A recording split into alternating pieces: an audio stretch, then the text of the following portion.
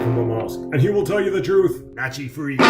The fish, as they say, rots from the head first. And Donald J. Trump is the head of the executive branch. Blah, blah, blah, blah, blah. Donald Trump is the problem. The president is the dysfunction. That was from an article by Bill Kristol titled Our Trump Problem, and it inspired the idea for this video.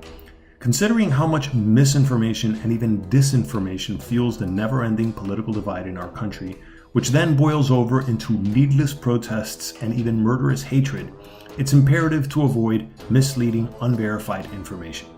Yet Donald Trump goes out of his way to tweet misleading, unverified information, as he just recently did with the Britain First videos that deliberately portray Muslims attacking innocent people, where one of the supposed attackers wasn't even Muslim to begin with. And while yes, there is a problem with radical Islamic terrorism that needs to be addressed and put to rest, false portrayals of Muslim attacks and ginning up more fear and hatred doesn't solve the problem either. And within the same week, Trump tweets another debunked conspiracy theory about MSNBC's Joe Scarborough during his days as a Florida congressman over the unfortunate death of his intern Lori Closetus back in July of 2001. This prompted Morning Joe to go ahead and bring up a reasonable doubt about Trump's mental stability, and that perhaps Trump is beginning to show signs of early dementia. And if this were in any way true, this could possibly warrant calling for impeachment. While this makes for a riveting news cycle, Trump retweeting conspiracy theories and unverified videos by extremist groups is clearly not helping the stability, let alone unity of our nation.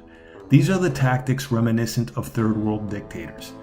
Ever since Trump won the presidency, I assumed he was some sort of genius putting on a dim-witted front to throw people off. And like I've said in many of my videos before, I'm not a Trump fan, but I'm not a Trump hater either. I actually saw his victory over Hillary Clinton as a good thing. To me, it was proof positive that we do have a democracy, despite Hillary's winning the popular vote, which by the way proves why the Electoral College does still serve a purpose. You don't want the country to be ruled by the majority vote of only major cities, particularly considering the amount of voter fraud that goes on in cities like Los Angeles and New York. But I don't want to get sidetracked about the merits and flaws of the Electoral College in this video either. I just want to say that if Trump were to be impeached for his apparently erratic sense of judgment as of late, let alone his divisive, toxic statements that further polarize us as a nation, I think that might also be a good thing, right on par with his beating Hillary Clinton.